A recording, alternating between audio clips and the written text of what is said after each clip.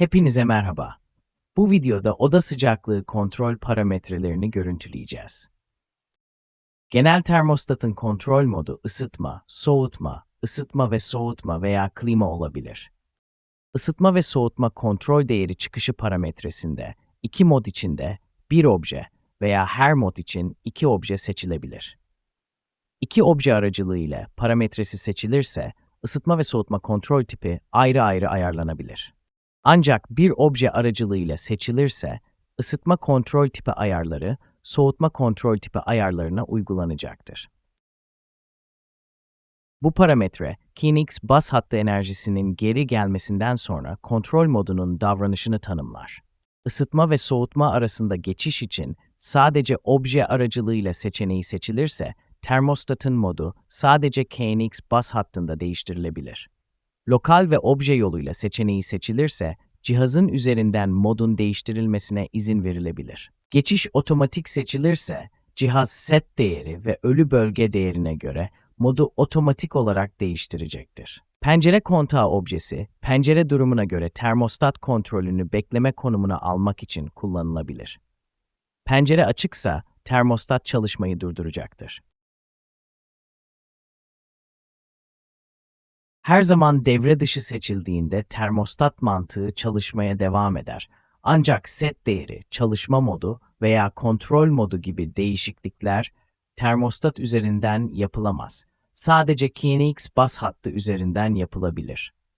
Eğer obje aracılığıyla seçilirse, termostatı KNX baz hattı üzerinden etkinleştirmek veya devre dışı bırakmak mümkündür. Minimum ve maksimum set değerleri tanımlanabilir. Set değeri için ilerleme adımı listeden seçilebilir. Set değeri sıcaklığı döngüsel veya döngüsel ve ayar noktasının değişimiyle gönderilebilir. Bu parametre, KNX baz hattı enerjisinin geri gelmesinden sonra çalışma modunun davranışını tanımlar. Her çalışma modu için bir bitlik çalışma modu objeleri etkinleştirilebilir. Isıtma ve soğutma modlarının varsayılan set sıcaklık değeri ayrı ayrı ayarlanabilir. Kontrol tipi kontrol edilen üniteye bağlı olarak seçilebilir. Kontrol tipi parametreleri hakkında daha fazla bilgi için lütfen Eclipse Termostat kullanım kılavuzuna bakın. Hem ısıtma hem de soğutma için ek kademe etkinleştirilebilir. Evet seçilirse, KNX baz hattından ilgili obje ile ek kademe devre dışı bırakılabilir veya etkinleştirilebilir. Sapma parametresi, ek aşamayı etkinleştirmek için set değeriyle mevcut oda sıcaklığı arasındaki farkı tanımlar. Fan kontrolü etkinleştirilebilir. Fan ekranında yalnızca ısıtma, yalnızca soğutma veya her ikisi de seçilebilir. Eğer kontrol ünitesinin fan kapatma özelliği varsa bu etkinleştirilebilir. Kontrol ünitesinde fan oto modu varsa aktif hale getirilebilir ve ihtiyaç duyulması halinde bir bit fan oto manuel objesi aktif hale getirilebilir.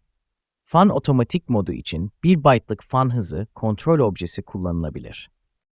Fan kademesi sayısı listeden seçilebilir.